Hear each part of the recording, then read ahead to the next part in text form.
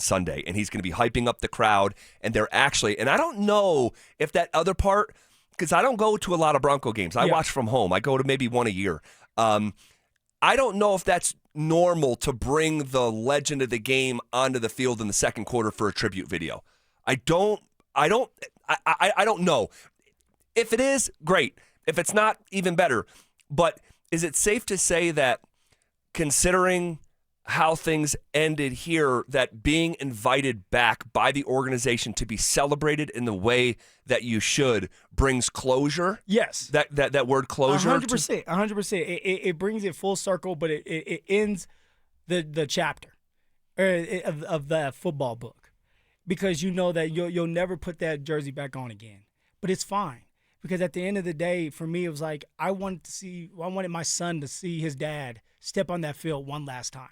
That's the one thing that I used to talk to my wife before bed, and I'd be like, I wish Phil, and even Sophia, but she's so young, Phil could see who his dad was on that football field.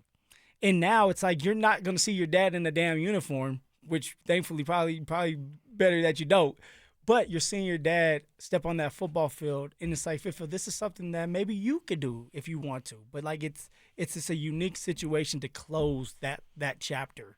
Then I can just move on. Man, oh man, oh man. This is very, very special. I'm excited, man. You should be. This is a really, really unique thing that is it's just gonna happen one time.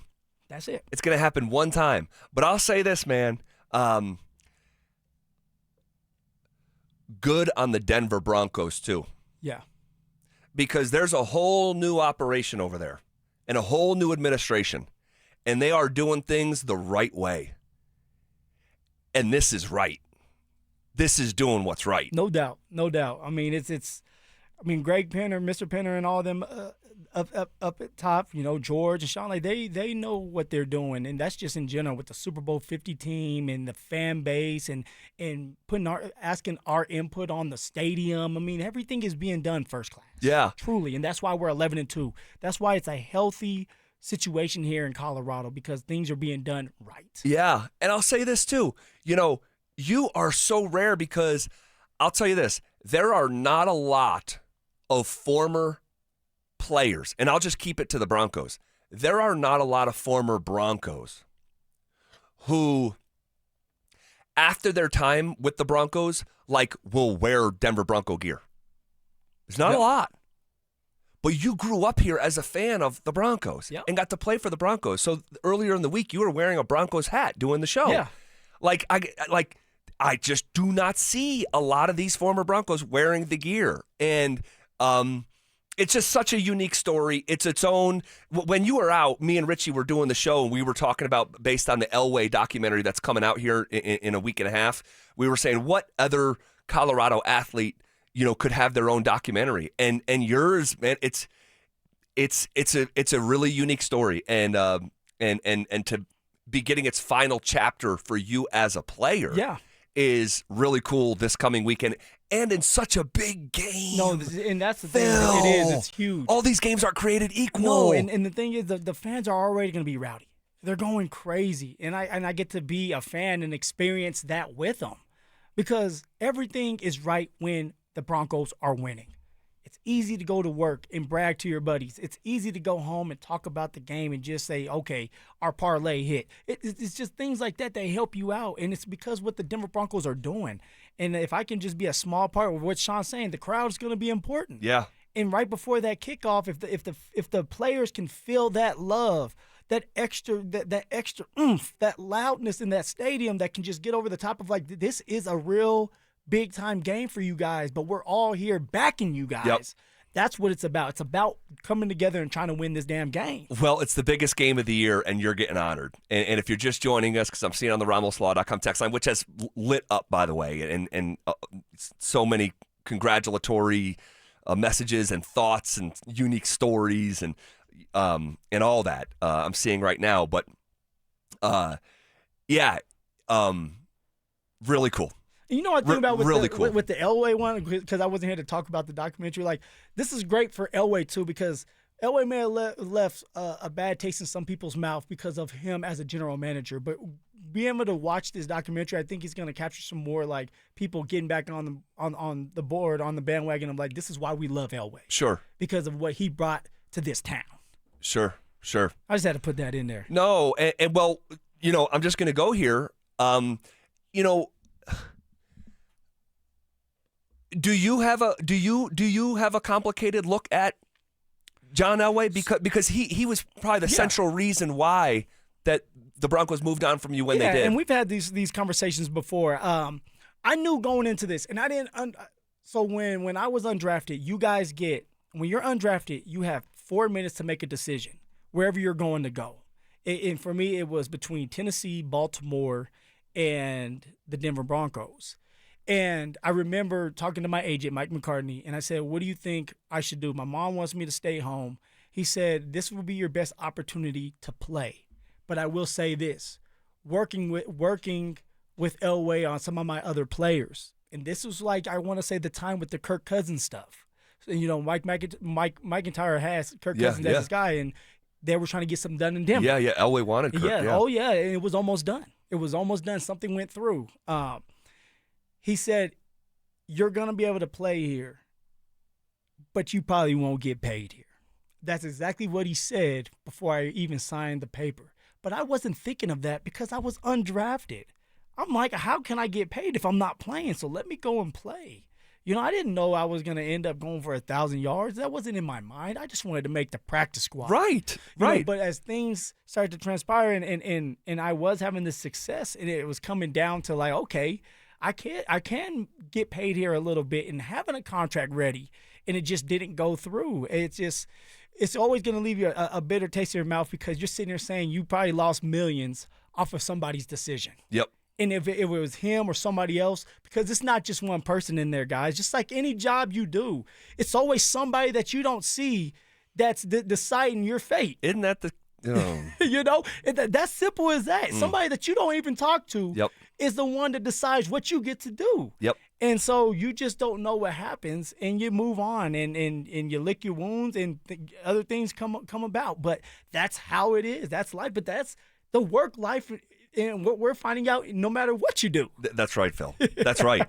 And every 60 seconds or so, someone new popping on the RamosLaw.com text line. Hey, I missed the news. What's going on? Phil is being honored on Sunday as the Broncos legend of the game, and they're actually going to bring him out to the middle of the field in the second quarter and have a tribute video.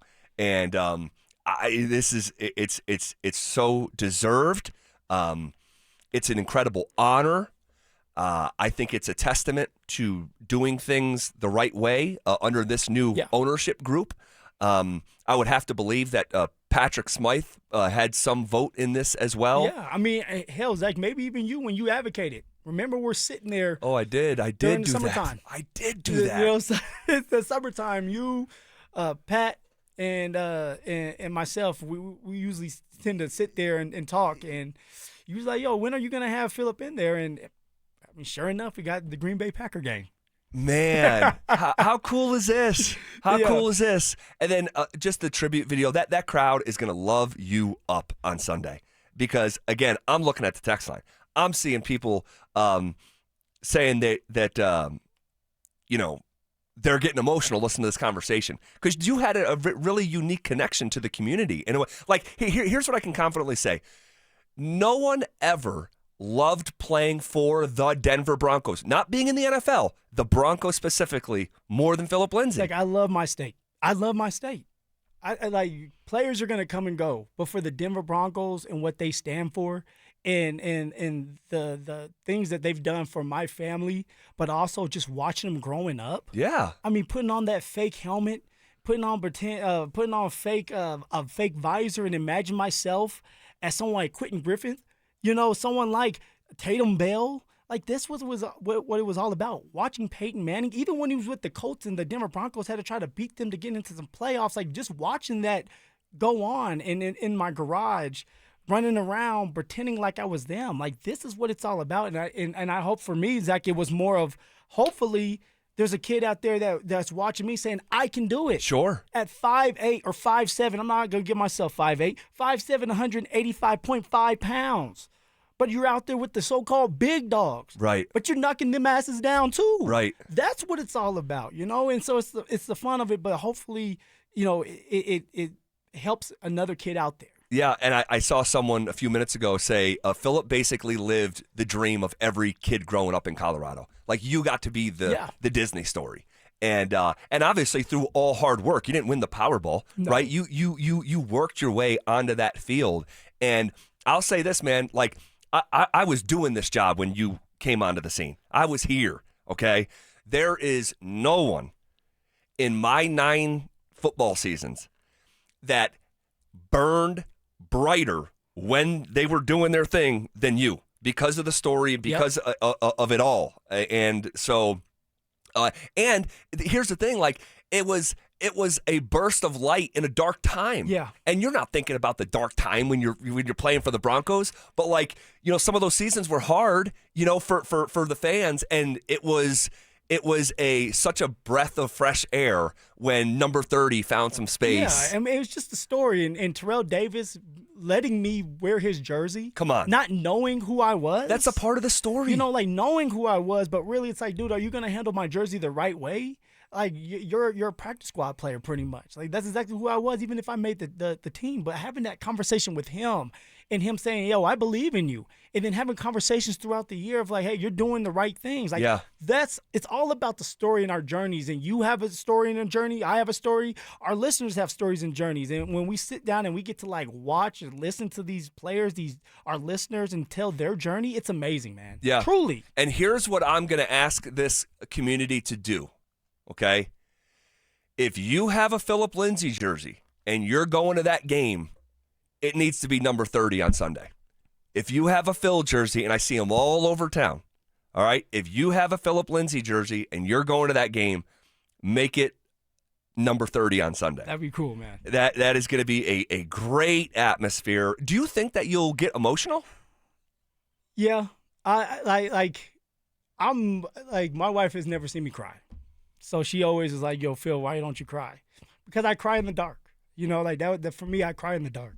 So yeah, I think I will, man. Dude, I would let yourself. Yeah. I would let yourself. That is really, really, really special.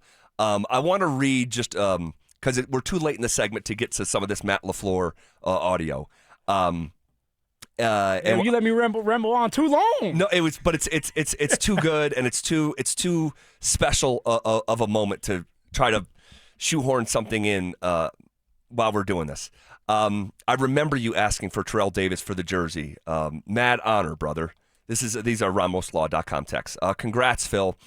I won't be at the game, but we'll love to see this. Hopefully, this is captured on video. You can sure that it will be. It'll all be caught on video, and I'm sure you'll see it on social media and other places. So I'm sure it's going to be featured on the local news and stuff at night. So I'm told Mr. Atwater had a lot to do with this. It's just what I've heard from being around. All right, so I could see that as well. I mean, we know how he is.